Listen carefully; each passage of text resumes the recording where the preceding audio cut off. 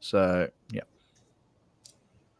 Welcome to the Albion Obsessed podcast, coming to you with the first ever American hosted edition in honor of the club's adventures on American soil. I am happy to be here with you today with Joe and Curtis. Joe and Curtis, how are you?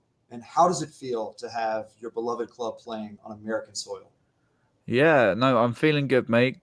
Great to have you hosting today. I felt it was appropriate for us to have one of our American guys hosting at least one of these summer series podcasts. Whether Sony gets a go on the next one, obviously Tom's on holiday. We wish Tom the best time in Greece.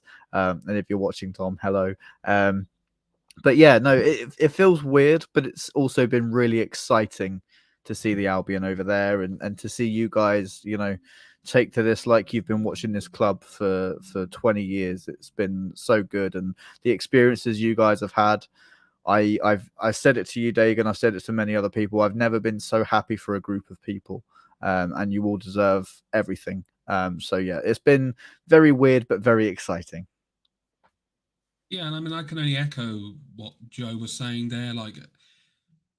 I'm still very caught up in this whole sort of whirlwind. I pinch myself occasionally just to be like, look at where we are, these massive, humongous stadiums in America, it's crazy. It's so crazy considering where we were not too long ago.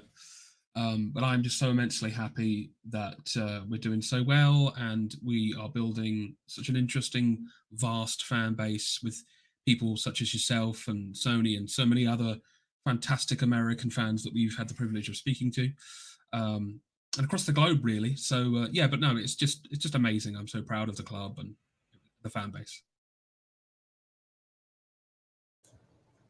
Well, I'll just say this has been an incredible week. It's been an absolutely incredible week. Getting to see the team in person, first in Philly and then in Atlanta. And in Atlanta in particular, I got to meet so many different people and so many people who travel from Brighton to see the team. And I could give a long salute to all the folks. I have to give Paul a shout out of Stateside Seagulls for all of his work to make the fan events happen. And Nicola for hosting sort of the event in Atlanta and taking the lead on that. As you guys know, it was a bit of a momentous occasion getting to meet various dignitaries, foremost among those for me, Tony Bloom. Just unimaginable for those who worked there. My recent tweet about Brighton under his leadership, I showed it to him, and he said he hadn't seen that information presented in that way before, and asked if he could take a photo of my phone, which was the most mind-blowing thing imaginable. But I mean, I talked to him like an old friend. I mean, it wasn't. He was just so human, so kind, so gracious with his time, moving around the room and talking to everybody. But literally standing and having a beer with him when he first arrived. He was just stood there looking at this graph saying, we should just give this man a job, I think. Give this man a job. I could do the same with Joe's kit designing skills. Talk to your friends at Nike. But he was great. His whole family was great. His brother Darren and Josh, his son, and Ray, his uncle, who's been with the club for over 50 years. So many of the support personnel from the club were just incredible and gracious and welcoming. If I wasn't a Seagull for life before, I most certainly am for now, going forward, no matter what league, no matter what successes or failures we may have along the way. And that's born of certainly the club itself and then of the incredible fans. I just blown away by the stories. I'm going to share one just really quickly. I have to shout out Colin and Kevin and Sam. I've spent a lot of time talking to, but Colin has missed 2 games in 30 years. 2 games in 30 years. One for Kevin's wedding, and another they got stuck traveling abroad and he couldn't make it back. But just the dedication and the passion. And they were up above to my left at the game, and they were singing throughout. And watching all of these American young kids, especially, turn around, sort of in disbelief, but also in amusement, looking at them singing and holding the flags that they brought from home, not the little flags like the ones behind me. It was just incredible, right? And to see that passion and kind of purpose of being a fan and thinking totally like forming a conception in young fans' minds of like what English football is like. And for me, it was just really, really cool to witness and an honor to meet them and so many others that I could name like them. But I wanted to shout out that trio in particular for their many travels, and hopefully they're safely in New York and enjoying this one as well and meeting many more people and inspiring them. For a game that we're going to talk about in a minute. But before we talk about the Newcastle game that is coming up this evening, at least this evening for me, into the wee hours of the morning for you, I wanted to talk to you guys about Game 2 of the summer series as we faced off against the teeny tiny, ankle-nipping Bees of Brentford. Gentlemen, what were your thoughts? What were your big takeaways from Game 2? So, as you say, very feisty, very stingy. The team were met with aggression that I don't really associate with a preseason friendly. But let's look at the positives of what that would do for the team. It would get them ready for a very physical battle in the Premier League. Probably the toughest test we've had so far in terms of physicality. And it's props to Brentford. You know, they did go man to man. They did put a lot of pressure on us, and we had to think a little bit differently. So if you look at it that way, then yes, we got a very, very good test, rather than one where it's unfair or a little bit too much for a preseason friendly. But yeah, I thought overall it was well controlled from us. There were a lot of moments where we had to be resolute defensively, a little bit leaky at the back, but I think is to be expected when you don't have fullbacks playing alongside two, natural centre defenders who I thought did quite well, Veltman and Webster. So yeah, and obviously Jason Steele called into action a lot, and I thought he played well. There were a couple of mistakes that he made, but let's be honest, it's pre-season. There's going to be mistakes made all over the pitch, and I'd much rather the mistakes be made now than come the 13th or the 12th of August when we kick off against Luton Town. So overall, a really positive display and something that we can fully take forward. Yeah, I mean, again, I'm going to have to echo just a lot of what Joe was saying there. I mean, sometimes it's good to have these sorts of games because it's just a great test for everyone involved, because it's lovely having a game that you can just steamroll your opponent and everything. That's really good for confidence and what have you. But I thought, we faced a tougher test here than we did against Chelsea when we were 10 men. They were resolute, they were feisty and stingy and everything, as you said.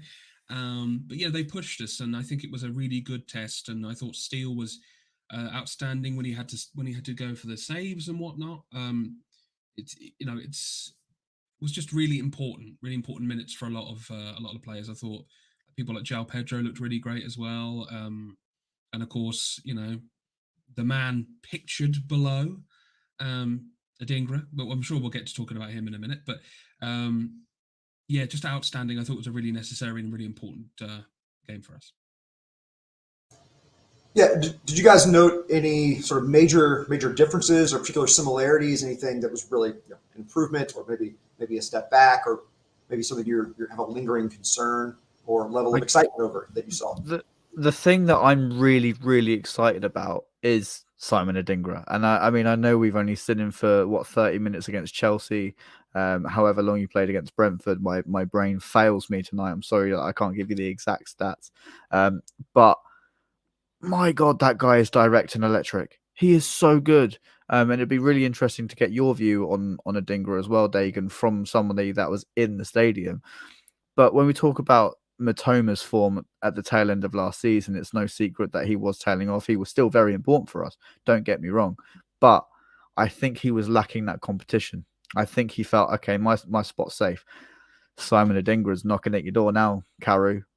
He's going to keep you fully on your toes. And this guy is very, very ready and very capable of playing in the Premier League, the Europa League, whatever competition that we're fighting in next season. So that's the main excitement takeaway that I take away from that. But I think I'm concerned about our defensive errors. But again, how much can I put that down to not having fullbacks playing? No Tarek Lamptey, Purvis Estupiñán played a bit part. No Lewis Dunk, no James Milner. There's probably more that I've missed. Obviously, Igor can't play; he's only just signed. So I'm going to reserve my worries there a little bit. But overall, it's just really, really exciting. And hello to everyone in the comments as well. Andrew, Dan, Max, Justin. We will have a look through your thoughts in just a second. But yeah, Curtis, what's your overall? Biggest takeaways, I suppose, between the two games. Was that the question? I'm sorry, I've completely blanked. Sorry. So, looking for any similarities or major differences between the two games. Sure. Anything that sort of maybe something allayed a concern that you had in the first game, or brought about a new concern that you did not yet have. You're just getting your. I mean, if I'm honest with you, in these pre-seasons, I'm never really too concerned or anything like that, really, because we usually look completely different by the start of the actual Prem season anyway. But it's good for these sort of outside people to get their showing, like Hinchelwood and stuff, who has really impressed me. I thought he's been fantastic. And I believe he's someone that could definitely get some more minutes this coming season. And what with the many, the competition football, the cup ties and things like that, I think he could definitely play a cameo there. But I was really impressed with like João Pedro again. I thought he looked fantastic. And I agree with what Joe was saying. Adingra is going to cause a lot of problems for a lot of people. And he definitely can be a player that can push Matoma. I think that could be good. I think healthy competition for position, I think, is very, very necessary to keep players sharp, because, they want to keep that thing. But I agree as well with what Joe was saying about sort of defensive issues might have been a slightly concerning, but again, it's nothing to read into, I don't think, because, we're missing a few players, but it's fine. Yeah. The other thing that healthy competition gets you, Curtis, is health in all likelihood. A rotation of players, and that's really fun to see. Justin notes in the chat, Adingra coming off the bench and running at tired defenders is going to give opponents fits, and I would agree. And Max, alas, I'm very sad that I'm not going to the game, leaving you on vacation tomorrow, so I could not make it to New York for this final one. Sony is there reporting back, and we're going to be excited to hear from her. Andrew's got some comments about Newcastle. We're going to talk about those in a little bit, but stay tuned, Andrew, for that. Talking about specific players, Adingra and Hinchelwood standing out. For me, the name that comes out, even in the second game where he didn't score, is João Pedro. The chant that emerged, or the song that emerged very quickly, is every time he gets the ball, I think he's going to score a goal. João Pedro. And that was echoing throughout the time in Atlanta after seeing what we saw in Philly. He's electric and unselfish, and that has really stood out to me. He's just been really, really impressive. And I think potentially thought about maybe talking about this new Undav leaving rumor. Maybe that suggests Pedro's going to spend more time at the 9. But there are other individuals that have stood out for you guys in the games other than those 3. Yeah, Billy Gilmore for me. I think the discussion was between in the Albion Obsessed chat, at least, that it's got to be, if Caicedo stays, Caicedo and Gilmore in the middle to start every game. And I think Billy Gilmore has been pushing and fighting for so long to deserve this space, and he's showing why he deserves this space. And it's really good to see, because he's such a humble guy, such a hardworking guy. So yeah, for me, Billy Gilmore, especially that little pass for João Pedro for that first chance, through the eye of a needle, and that's exactly what you need from a midfield player that's going to win you the ball, get you up the pitch, and have you through for a chance to score the game. And yeah, really, really exciting for me for Billy Gilmore to be getting these minutes and show what he can do. That's a good shout, Joe. When when he got the ball, but Gilmore got the ball in that situation, I said, folks around, I was like, he's about to drop a dime because you saw his head come up and where that pass was, and it was just perfect. So yeah, what about you, Curtis? Facundo Buonanotte, I thought had a really good cameo in that game. This game 2, I thought he looked really, really good. And also in the first game, I don't think we mentioned Yasin Ayari. I thought had a really good showing too. Two guys that have not got as much time as they probably would have liked, but it's just the way it is. But I would imagine that they'll get their chance to shine this season, considering again the amount of football we have to play. But again, yeah, Billy Gilmore. I can't say any more great, fantastic words for that man. He just impresses me every single time I see him on the pitch. So, yeah, those 3 for me are big standouts. Curtis, that's a great connection point between the guys who perhaps didn't see as much time as they would have liked, and maybe we would have liked to see them. As we turn our attention to looking at this Newcastle game, what do you guys hope to see, or who or what do you hope to see in tonight's game, and which players do you feel like has the most to prove, most to lose, most to gain from this game tonight? Is there anybody who's really fighting for their way you feel like really needs a good showing? I think João Pedro again has everything to show, everything to, with Evan Ferguson chomping at the bit to come back after the end of last season. Obviously scored a couple of goals to secure us European football, but had that stint out through injury. But João Pedro's coming into fighting for that space, and Danny Welbeck has also spoken of João Pedro's quality and what he's going to bring to this football club. And I know we're speaking about João Pedro a lot, but he's probably one of the most exciting talents I've seen through the door for the money that he costs as well. Like we spoke on our last podcast with Stephen Edwards, the chef of the Tunnel Club. He was saying that he was concerned that we were spending this money, and it's not really worked out for us when we spent big money on people.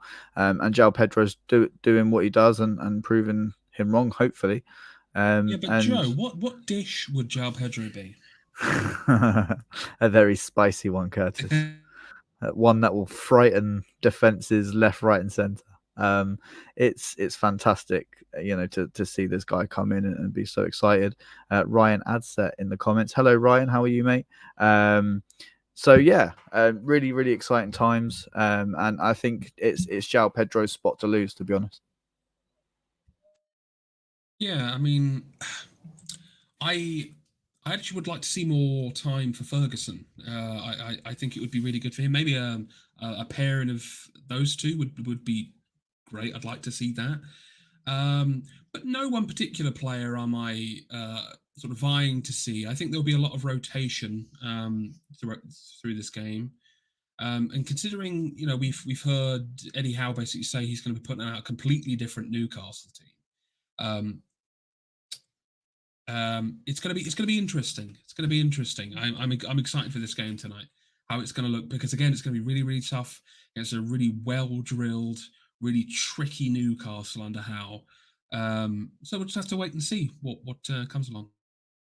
A couple comments I want to highlight. Justin, if we hold on to Caicedo, our double pivot could actually be, all caps, stronger this season. Gilmore and Dahoud are just so smooth on the ball. Justin, I tend to agree with you. And Ryan, João Pedro starts ahead of Ferguson for Luton. That's a bold prediction from Ryan. I think it's the right prediction. I think João Pedro. Obviously, I don't think Ferguson's maybe had enough time to show what he can do this preseason, but João Pedro's shown De Zerbi what he can do and how dangerous he can be, especially in a front line of, imagine a Dingra, João Pedro, a March, or Matoma, or Enciso. It's a very, very scary prospect, but not for us. And I'm very excited that we're not on the receiving end of that starting attacking lineup. Just going back to your previous comment, Dagan, question about who has the most to lose. And I think we need to see more from Karim Matoma in tonight's game to really solidify his place as the main man, the danger man for Brighton that he was known as last season. He was the first name out of everybody's mouth, really, when you were talking about Brighton's attack. It was Karim Matoma who was starting all the attacks. It was Karim Matoma who got fans off their seats. Whether it's, I don't know, lack of fitness, lack of match time or whatever, that we're not seeing the best of Karim Matoma. But I think if he does start tonight, he has everything to prove. As I've already mentioned about Adingra, for me, it's his spot. It's Adingra's spot at the moment. So it's going to be a really interesting final game of the summer series, and obviously going into the Amex next weekend even, to really start seeing these players show their colours and show to De Zerbi that you have to pick me against Luton. You have to. You cannot drop me, boss. So yeah, it's going to be really exciting to see who steps up to the plate. I sort of feel though, like I feel like there's been a sort of a lot of things being said about Matoma, but I sort of feel like the way he plays has sort of evolved and changed a bit more, because he started to assist a lot more, I think, towards the tail end of the season, as opposed to sort of going for these sort of snaky things he would do to try and get into the box. And I think it's still really good play for him, but I just think people got so used to seeing this sort of like almost like attacking threat from this wing position that now we're not seeing it. They're like, what's going on? What's happened? But I just think it's more of an evolved position from him. That's just my opinion. Yeah, he's a problem for defenses, and he has to be accounted for. And I think some of what happened as a result of his success is he's given so much attention, and I think it does open up the pitch for other guys. If Adingra does the same, he will have the same effect. Obviously two really class finishes, but one, he made space out of where there was very little. The other was just a sensational first touch from a great long ball from Steele. Coming back to Ryan, I think it's possible we could see both those guys start together. Pedro could certainly play the 10 and Ferguson the 9. They both have the capability to drop deeper and set up the other. They're both tremendous threats to score. They're both physically able. And that was one of the things that stood out to me about Pedro that really surprised me, is how strong he was holding off to receive the ball with his back to the goal. I did not expect that. I expect him to be just more speed and electricity, but he looks like a really, really strong guy. My thought on who I'd like to see tonight, I'm hoping to see a Verbruggen wire-to-wire performance. We got to see a full game of Steele.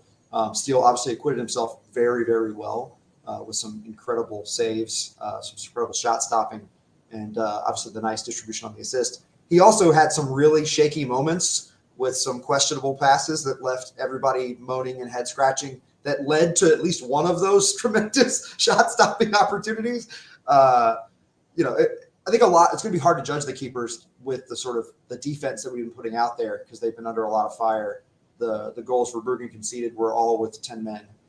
So I'd love to see him get the opportunity to play with at least a full squad in front of him, and preferably for a full game, because I think he got a harsh review after his first performance. So he's the one for me who feels like he has the most to prove or gain with the game tonight.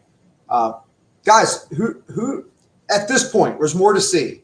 But if the season started today and this was our game against Luton, who do you wish to see in your first 11, assuming health? So mine would be Veltman.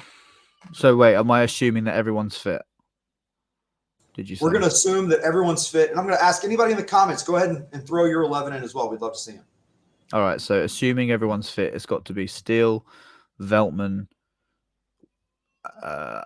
Dunk, Webster, Estupinian, Caicedo, Gilmore,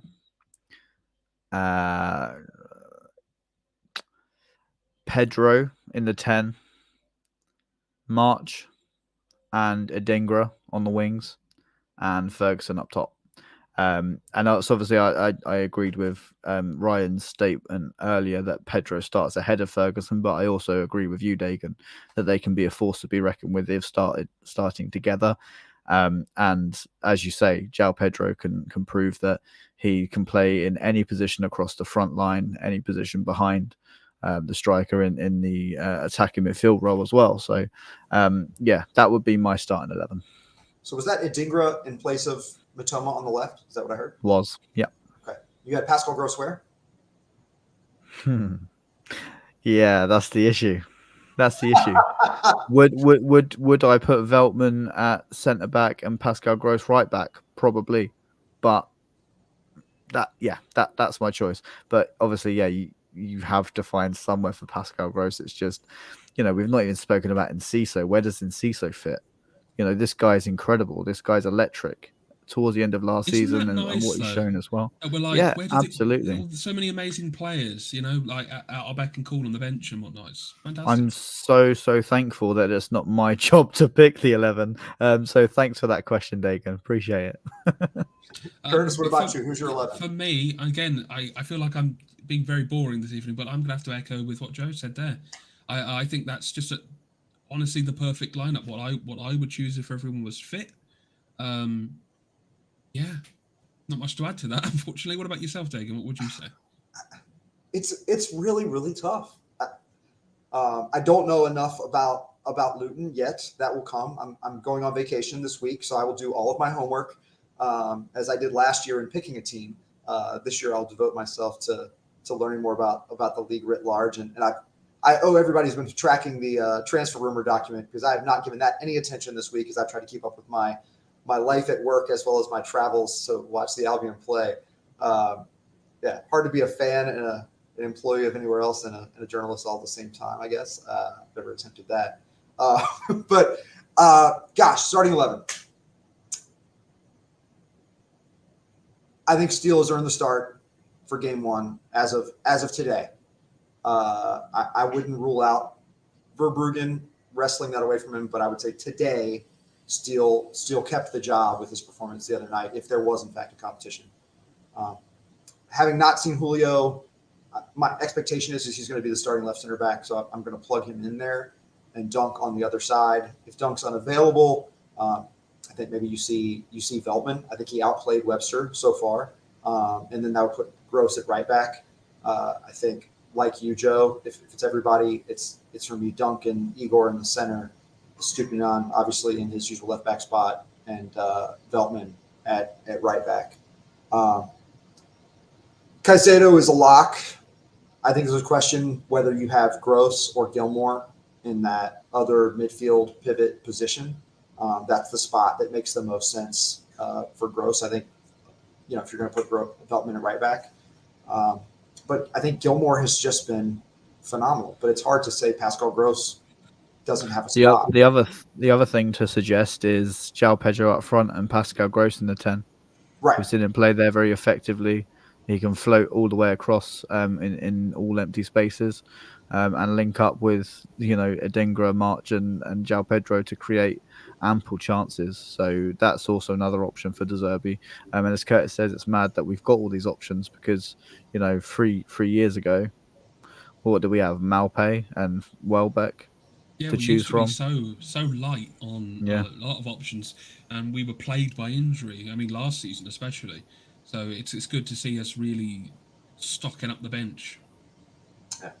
It's good to see us back De Zerbi, and to have exactly what De Zerbi's asked for. Because at the end of last season, he was stressing so much that we need a bigger squad. We have to be ready. And Tony Bloom's getting this squad ready. The team behind Tony Bloom are doing everything possible. And that is really exciting to see that we're not just going to be like, one season wonder, let's enjoy Europe with what we've got and let's see where we go. No, we want to go to that next level. And De Zerbi, Bloom, Barber, the rest of the team, they're going to take us to that next level. I don't care if I get egg on my face in 6 months' time, but I really, really am excited for the start of this season and to see what this squad can do. I don't think we're finished in the transfer market either. Really exciting times to see how we line up. One for our first Premier League game, and secondly, our first Europa League game. I mean, we play our first Europa League game before we play our first Carabao Cup game, which, we've always played in those sort of early rounds of the Carabao Cup.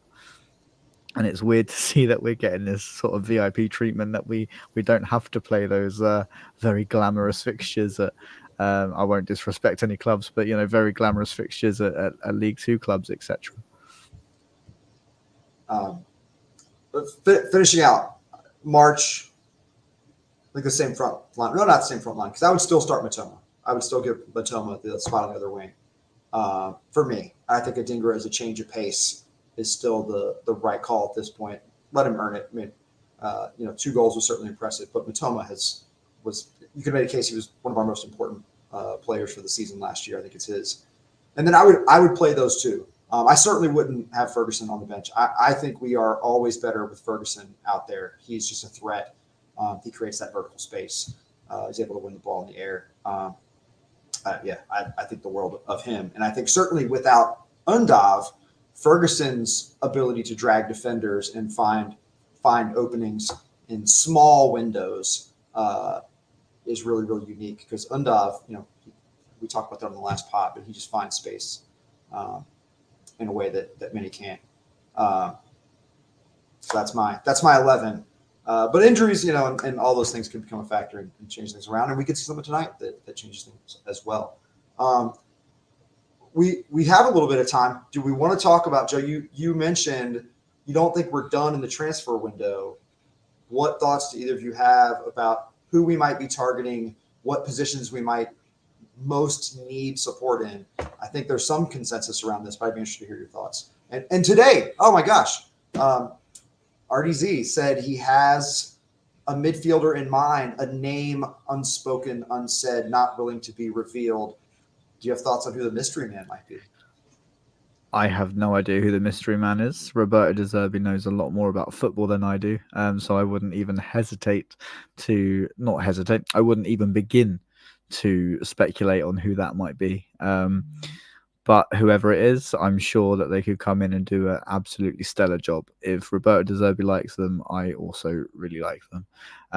I think we need a new right back. I think we've been linked to a right back, Holm, I believe, from Sweden.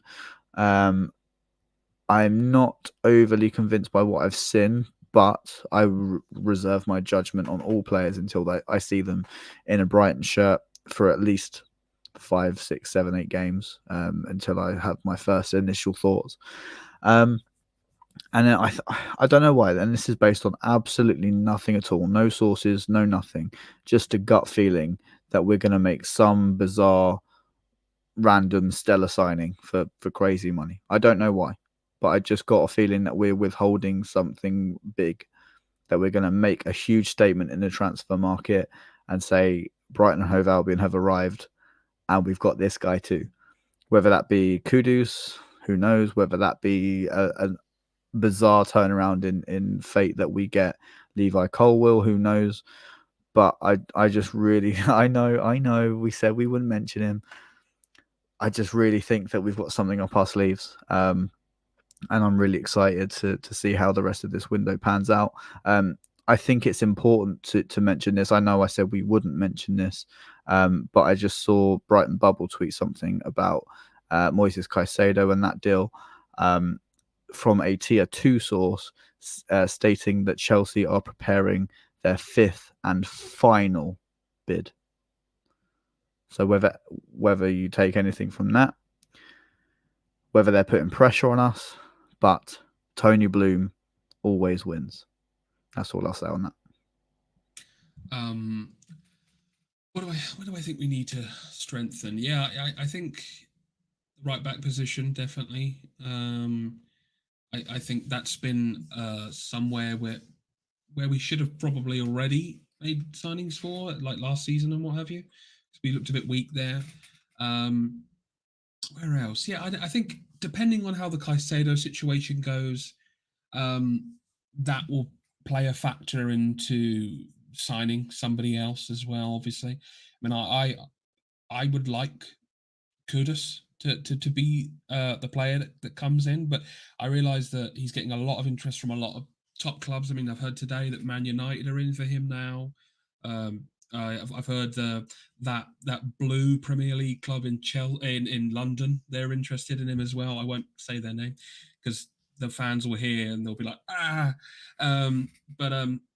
yeah, there's just a lot of really exciting players that I've heard we've been linked with. Nothing too concrete and stuff, but again, whoever comes in, I'm sure they must be impressive, because I just trust the judgment of who's bringing these players in, essentially. So, Dagan, I'm going to throw the question that you asked me back to you about Roberto De Zerbi saying that he had someone in mind. You're well versed in my opinion, or more well versed than me to state who that name might be. You've got a lot of players' names on a list. Who do you think that would be? Well, I mean, I can't help but wonder about some of the Italian options with De Zerbi making that statement, but I don't. None of those jump out to me individually as much. Um, with the club's history of being quiet and things coming out of nowhere, and Lopi, Dion Lopi being sort of the one player that seems the most similar, I can't help but in the back of my mind wonder if that's not the guy that actually is identified as the real replacement. Selfishly, on the heels of this American journey of the club, I wouldn't mind it being Tyler Adams. I know there are mixed feelings about him. But boy, would the American fan contingency jump on the bandwagon very quickly if he were in that role. And statistically speaking, he was a steady hand and a great ball winner in the midfield. I think there's some improvement in passing maybe, but Leeds played a very different system, and so I think it's harder to judge where they played a riskier style where the ball was going to be given away more. So I think he could adapt to us. And the other name that keeps popping up for me is Valentin Rongier from Marseille, who seems like a possible target. Another statistical similarity to Caicedo. A couple of shouts to make. Andrew, Caicedo was brilliant in the last game, and he was. And again, I just hope we keep him. I hope we never have to find out who this mystery man is that De Zerbi has in mind. The thing is, it'd be so tough to replace, how well he plays and whatnot. But again, I'll trust whoever they bring in. Well, judging by this comment from Bubble, let's hope, well, not comment from Bubble, comment from the source that Bubble quoted. Let's hope that this bid is the final bid and we can be finally done with it, whichever way it goes. Yeah. Whether that's to Chelsea, whether that's a stupid £85 million bid, which will be met with a straight up reject email yet again. I'm sure Tony Bloom's got it waiting in his outbox, ready to go already. So, let's hope it comes to an end soon. I'm putting pieces together in my head in real time here. And Justin's comment, breaking our transfer record twice in one window, that would be wild. And the links to Kudus and this sort of deteriorating of the Chelsea relationship and them being so heavily linked to Kudus as well makes me wonder a bit if Undav's exit wasn't a signal that João Pedro is seen more as a number 9 or as one we'd like to play in that position more often. And so that solidifies the 3 sort of striker options with Ferguson and Welbeck. And that a player who could play on the wing and play the 10 like Kudus might be worth being that next big record-breaking defense. It's interesting that we'd make that decision beforehand, though. For me, why would we make that decision of letting Undav go when we haven't got this deal over the line? Whether if that is the way that it's going, for me, I think that's a little bit too risky, and that's why I would lean more towards the fact that it's maybe just Undav saying, "I want more game time. I want to be in my homeland." Obviously, we know that he had a lot of personal issues last season, which, if it is that, I don't like to speculate on that, but if it is that, that's completely fair enough, and you can't begrudge the guy. I'm gutted that we won't see Undav play a part next season, because towards the end of last season, in pre-season, I've been really excited by him, and I love him as a guy as well. I think he looks great to be around. Looks like he's well respected within the squad as well. So maybe that this move is the club showing that they respect him, and they say, yeah, you do deserve to play more. But the spot we're in now, we can't guarantee you that, Dennis. So let's find you the best possible move, and that is the best possible move for him. A move to Bundesliga, and let's hope that he can show that he is that striker that can find the back of the net 15 times a season. Well, they did the same with Sarmiento, and I think it's really important that Sarmiento gets as much game time as he possibly can, and he'll definitely get that at West Brom. Another really exciting prospect who I think has shone now and again when we've seen flashes of him, but he's been plagued by injuries, unfortunately. So I think just as many games for him as possible, I think it's necessary. Yeah, Richard has said his den is definitely going. It was Unsure. quoted by a very well-respected source, a source that broke the Verbruggen news and was quite reliable on that as well. So, as Dagan said in the comments, quite a strong rumor, but something to definitely keep your eye on over the next few days. And as far as the Caicedo replacement, I think we can completely rule out some of the South American options. And we were recently linked, and the name has escaped me. I haven't seen it written down with my own hand because it hasn't made it in my spreadsheet yet. But another, I believe, Ecuadorian prospect or a Peruvian prospect. Maybe I'm conflating two different guys. I think I am conflating two different guys. As well as Redondo and Eki Fernandez are two that I know we were linked to. I know we aren't linked to. I'm linking us to in my own mind, looking at the South American landscape and who might fit that CDM role. But those are two who would be maybe a little bit more developmental, but maybe ready. So, see, this is why Tony Bloom took your business card, Dagan. You are one of the scouts. I'm sure of it. If we he's sat there watching this now, and he goes, "What do we know about the guy you just mentioned? Can we get him in?" Or Curtis, he try to watch in the future. So, Curtis, you've played an absolute blinder introducing Dagan to this podcast because I'm pretty sure you've recruited one of Brighton's scouting members. So, fair play on that one. The whole time, that was my plan. I've got a lot of learning to do, fellas. I've got a lot of learning to do. But it's been a blast. Dagan, I'm gonna flip the interviewer roles right now, and just sort of aim towards the end of this podcast and ask you, what has this meant to you? This whole experience of seeing the Albion in the US and meeting up with so many people, interacting with these guys online. If you could sum it up, what has it meant to you? Joe, I know I sound like I'm saying the same thing or sort of a canned answer, but it's transformative to be as old as I am and to step into something completely new, completely foreign. I guess some might say quite literally foreign, and be welcomed in this way. I have an incredible work community and I have an incredible family community that I'm a part of. But this Albion community has taken a seat alongside those is one of the most important ones in my life. Curtis, you talked about on our recent pod, your sort of found family. And I think that's what this feels like. And anybody who saw me in Atlanta, I was trying to not only meet everyone, but learn everyone's name. Because I just feel really connected to these people. And for me, that's a way to show them how important they are. Like that relationship, that connection around the club means something. And I want to make a big list of all the names of the folks, and maybe I'll read those in the next pod, the ones that I can remember. But yeah, it was tremendous. And so getting to experience it in person so soon feels like cheating. Getting to meet everyone that I met, Paul Barber and Tony Bloom signing my shirt and meeting Glenn Murray.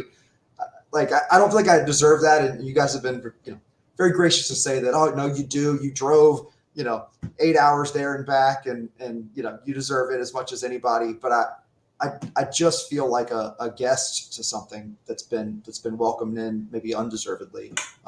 Curtis sending me a shirt out of the blue just because he thought I was an inspired fan online, and then you guys having me on here, I can't say enough what it's meant. And I think this weekend it felt even more real, right?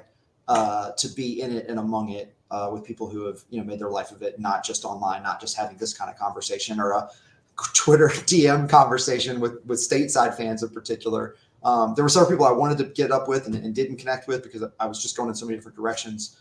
And so many people asking me, when are you coming over? And I certainly hope that happens sooner rather than later, but no hard commitments there. But I'm just, again, honored. I'm hosting today, which I'm honored to do that as well. What a culmination of the journey with you guys. And looking at that little icon in the center, I handed out a couple of hundred of those over the weekend. And just I hope people are enjoying it, and I hope the part that I'm playing is invaluable in some way to the listeners and You've other become a fans of the hugely club. important part, Dagan. Never feel like that you are just this barnacle on the ship that is Albion Obsessed. You're part of the team now. You're part of the family, whether you like it or not. So. Thanks, Curtis. Exactly that, and to follow on from what Curtis says, you inject a different energy into this whole community. You as a person, it's an absolute honor to have you on. It's an absolute honor for me to hand the hosting roles to you for today to mark our fantastic stateside adventure. Seeing my brand, mine and Toby's brand, in and around the US, and seeing Tony Bloom hold the sticker, like it's mind blowing. And That and was you mad. and Mad. you and Sony make this all possible. And honestly, I can't say enough good words about you guys to sort of sum up my feelings. But as I say, you inject a certain positivity into us that we've never known. We honestly we've never known it. And you've got me excited for the new season, like where normally would be unbelievably nervous. So yeah, no, props to you, Dagan, and yeah, there you go, Glenn Murray holding an Albion Obsessed sticker. Yeah, honestly, mate, thank you. Thank you, Joe and Curtis. This opportunity wouldn't have happened without you guys. And I will tell you, as to that positivity and naivety, I didn't have anybody who brought a more optimistic perspective about our prospects for this coming season. And I did tell our fine chairman owner that I thought we would be headed to the Champions League next year, and I think he might too. Just saying. So I'll leave that where it sits. Justin, I'll let you know. Alan Varela is being really heavily linked to Porto. Justin suggested Alan Varela as a Caicedo replacement, and that was one I really liked early on too. But it looks like Porto is in his future. I haven't confirmed that completely, but it does look close at hand. Gentlemen, do you have any other thoughts before we say goodbye? It's not after the watershed yet in the UK, so I wasn't going to say what I'm about to say, but we are effing massive. There you go. There's a censored version of what I want to say. Okay, No, here's American one. Here's an American one for you. You best be darn tootin' that we're gonna win tonight, right? We're fantastic. Fantastic. fantastic. That's That's the the one. one. That's your sign off right there. Have a fantastic day. No, I just hope that we see a really good game tonight. Really excited to see us sort of conclude the American journey. Whilst it's been fun, we need our boys back here so I can see them at the Amex next week. Yeah, we're done sharing now, Dagan. Give them back. Yeah, it'd be my pleasure to do so. Just glad they visited, and I hope they come back here again so we can do this another time. I just want to thank you both again for joining us. I want to thank everybody who tuned in live and participated in the chat. I want to thank those who listened in or watched and will listen later. I want you to remember to like and share and subscribe to that YouTube. Leave us a comment. Let us know your thoughts. Who's your ideal 11 right now? What are you thinking about as we go into this game against Newcastle? What are you hoping to see tonight, and who you're hoping to see tonight? Tom, I can't believe I'm getting to say this, but wherever you may be, whenever you may be, up the Albion. Take care, everybody.